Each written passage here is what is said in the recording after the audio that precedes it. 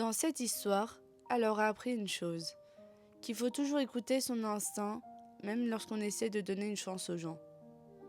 Elle s'appelle Marie et elle a rencontré un homme qui s'appelait Rafa. À la base, ils se sont rencontrés par l'intermédiaire d'un très bon ami à Marie, qu'on appellera Christian. Un jour, Christian l'invite chez lui parce qu'il devait recevoir plusieurs amis et qu'il voulait qu'ils passent du temps ensemble. À cette époque, elle était plutôt casanière, donc ce genre de sortie restait occasionnel pour elle. Avant même que Rafa et elle se rencontrent réellement, Christian lui glisse que Rafa semble intéressé par elle.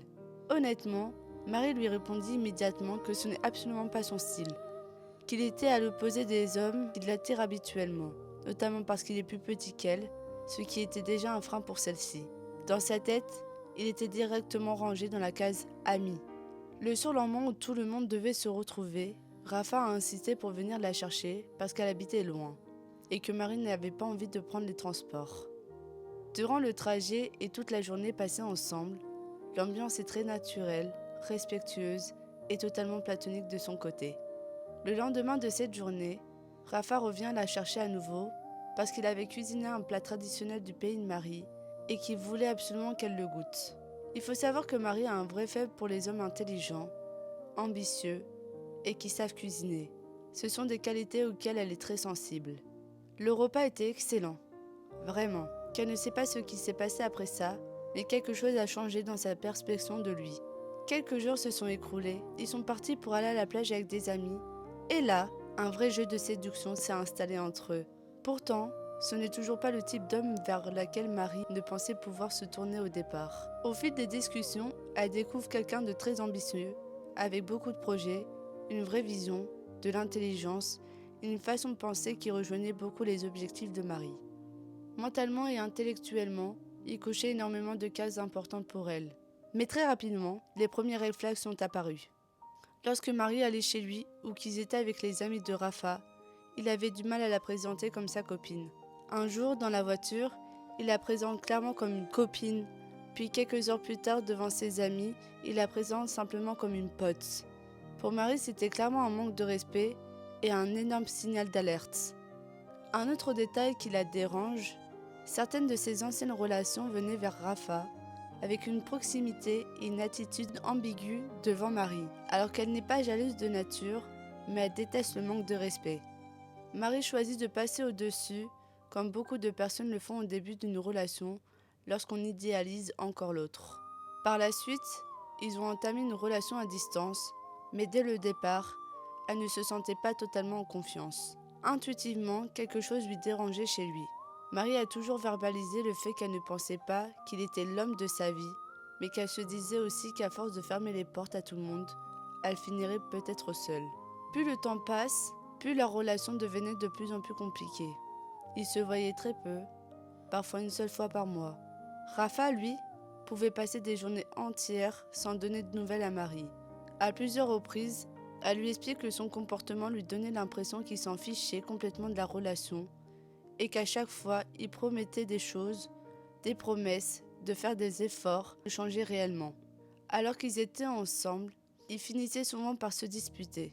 Honnêtement, cette relation ne la rendait pas heureuse. Après plusieurs mois, Marie a finalement décidé d'y mettre fin. Son ami Christian lui conseillait d'attendre pour le quitter en face à face, mais avec la distance, le déménagement de Marie et leurs emplois du temps, cela devenait impossible. Elle a donc fini par mettre un terme à sa relation avec Rafa par téléphone. Malgré tout, ils restaient en bons termes. Ils se sont promis de continuer à se soutenir dans les moments importants de leur vie et que du côté de Marie, elle a toujours respecté cette promesse. Quelques mois plus tard sont passés. Rafa a organisé un événement important pour lui. Avec Christian, ils ont décidé d'y aller pour le soutenir. Cependant, avant cet événement, elle s'était rendue chez Rafa dans sa nouvelle ville. Ils étaient tous les deux célibataires et il s'est passé ce qui s'est passé entre eux. Mais cette expérience l'a profondément déçue. Marie ne s'est pas sentie ni respectée ni valorisée. Son attitude l'a blessée et elle est repartie avec un profond malaise. C'est à partir de ce moment-là qu'elle a commencé à prendre des vraies distances émotionnelles. Mais malgré cela, elle avait donné sa parole concernant son événement, donc elle s'y est quand même rendue avec Christian. Le lendemain de cette soirée, Christian l'appelle et lui avoue quelque chose de très lourd. Pendant que Rafa et Marie étaient encore en couple, un plan à trois a eu lieu à son insu chez Christian. Il était composé de Rafa, une amie proche de Christian, et la sœur de cœur de Christian. Elle était surprise mais pas choquée. C'est ça qui l'a interpellée. La veille au soir encore, ils étaient présents pour soutenir Rafa dans ses projets, à passer une bonne journée ensemble, alors qu'en réalité, ils l'avaient trompé pendant leur relation. Le plus blessant dans l'histoire, c'est qu'ils avaient tous décidé de garder le secret et de ne jamais dire la vérité à Marie. Ce qu'elle a pu faire dans ces moments-là, c'est d'envoyer un pavé à l'ami de Christian qui lui faisait énormément de compliments. Coucou ma belle, j'espère que tu vas bien. Le travail de ton couple, les amis, la vie quoi. J'espère que tout se passe bien pour toi. Je t'écris ces petits mots ma beauté parce que tu as été quelqu'un à qui j'ai beaucoup respecté et estimé. Moi je ne poserai jamais le pourquoi parce que je pars du postulat que chaque humain sait ce qu'il fait dans la vie. Mais bref, tout ça pour te dire que c'est pas très sympa de ta part d'avoir couché avec Rafa alors qu'on était ensemble et surtout de m'avoir menti. Mais bon, disons que je suis surprise mais pas choquée. Bref, je te souhaite une très belle continuation dans ta vie et que de bonheur pour la suite. Bien évidemment, je te bloque parce que j'aime pas avoir environnement de personnes comme Rafa et toi. Ceci avec tout mon respect. Comme elle savait que c'était le pire des menteurs, Marie l'a tout simplement bloqué de tous ses réseaux et ensuite elle l'a appelé par téléphone pour lui demander s'il l'avait trompé. Elle lui a posé la question 3 fois, il a répondu 3 fois que non, mais elle a tout simplement bloqué. Méfiez-vous des apparences car au final, la vérité finit toujours par ressortir. L'histoire lui a appris plusieurs choses. Il faut toujours écouter son instinct dès les premiers signaux d'alerte.